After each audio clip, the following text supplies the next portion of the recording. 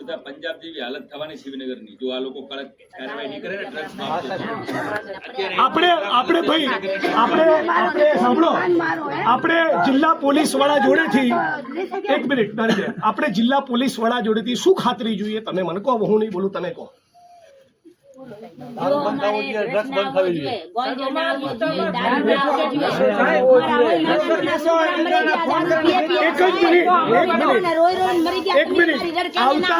આવતા 30 દિવસ એક મિનિટ ભાઈ આવતા 1 તારીખે હું ફરી આટો મારીશ અને 6 ડિસેમ્બરે બાબા સાહેબ આંબેડકરની નિર્વાણ દિવસ છે, મૃત્યુતિથિ, એ દિવસે હું ફરી આવીશ.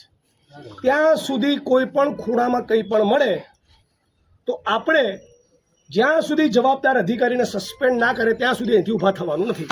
આ તો ડિમાન્ડ અમારી વાજબી ગણશે. આટલું તમે અમને કરી, તમે અમને બાહેધરી આપો.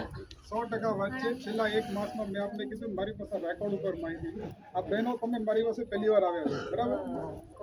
શિવનગરમાં 100% તમારી જે કાંઈ પણ રજૂઆત હશે, ભાઈઓની જે કાંઈ પણ રજૂઆત હશે, 100% 110% કામગીરી થશે. એમાંથી કોઈ પણને છોડવામાં નહીં આવે.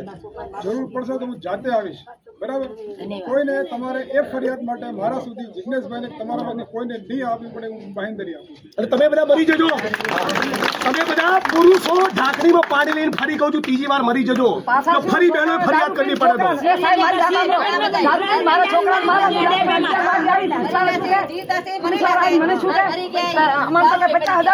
તમારો છોકરો શું કરશે? તમારે 50,000 રૂપિયા અમારા છોકરાને મારો બાઈક ભાંગો, મારો ફોન ભાંગો. હું અહીં આવી રાતના 1 વાગ્યા સુધી બેઠી. મારા છોકરાને મારો, હું વિધવા બેન છું, મારા છોકરાને મારી નાખો. મારા છોકરીને તારો હાથ કેળો, હું ઘરે કરી આવી. કેમ નહીં પૂછાર શું કે અહીંયા તો 50,000 રૂપિયા 50,000 નથી પડતા. તમારામાંથી જેની બી ફરિયાદ હોય 2-4 દિવસ પછી 5-4 જણા આવીને જિલ્લા પોલીસ વડા શ્રીને મળી લેજો. મારી વાત સમજો, હું શિવનગરમાં જાતે આવીશ, તમને મળીશ, બરાબર? હું જાતે આવીશ, હું લોકો રેગ્યુલર કામ કરીએ છીએ. જાતે આવીને તમારે પણ નહીં આવવું પડે, હું જાતે આવીશ, એની બાંહેધરી. અને ઘણી ધમકી દે, ઘણી દારૂવાળા ધમકી દે. શું કે અમારા શંકરભાઈ ચૌધરી ચોડાવી નાખશે.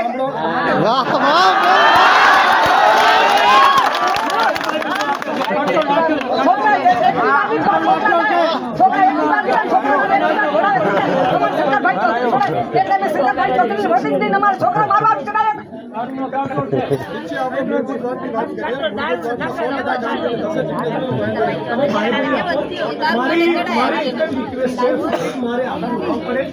ફરી બહેનોએ ફરિયાદ કરવી ન પડે એવું કરીને તમે થરાદ પોલીસ સ્ટેશનમાં અને જિલ્લા પોલીસ વડા તરીકે તમારી બધું ઉજળી કરો એવું અમે ઈચ્છીએ છીએ. અને બધા 1 મિનિટ 11 વાગે રાતના બેઠા, 10 વાગે એક મિનિટ બધા પોલીસ કર્મી મિત્રોને કહું, મને ફરિયાદ કરવા બદલ કોઈ પણ પોલીસ કર્મીએ પોતાની આંખની ભ્રમર મારા માણસ સામે ઊંચી કરવાની નથી. શું કહું છું? તું તારી બદતમીજી કેસમાં ફસાવાની વાત તો ભૂલી જજો. આંખની ભ્રમર ઊંચી કરી તો તને છું ને હું છું. મારા જગતનું કોઈ કામ નથી લડવા સિવાય.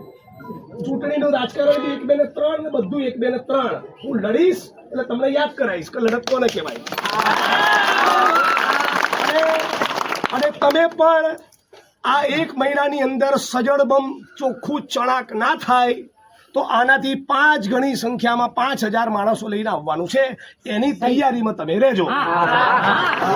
અને એ વખતે તમે તૈયારીમાં નહીં હો તો ફરી મને યાદ કરતા નહીં. હું નવરો નથી, બરાબર? આટલું કીધું. તો આપણે વિનંતી કરીએ, અમે રજા લઈએ છીએ કે અપેક્ષા સાથે કે ફરી અમારે આવવું નહીં પડે. તારું વિજય સાહેબ બંગલા બનાવ્યા, બંગલા. અને 1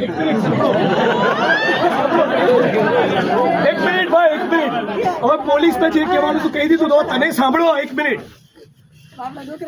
મારી સોસાયટીમાં કોઈ દારૂ વેચતું હોય તો મારી બુદ્ધિ ભ્રષ્ટ થઈ ગઈ છે કે હું લેવા જાઉં? કોઈ ઝેરની દુકાન ખોલે તો લેવા જાવ છો?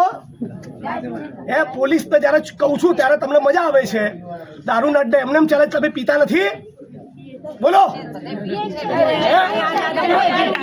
ગાંજો પીનારા, ડ્રગ્સ લેનારા માણસો ના હોય તો કોઈ વેચવા આવે?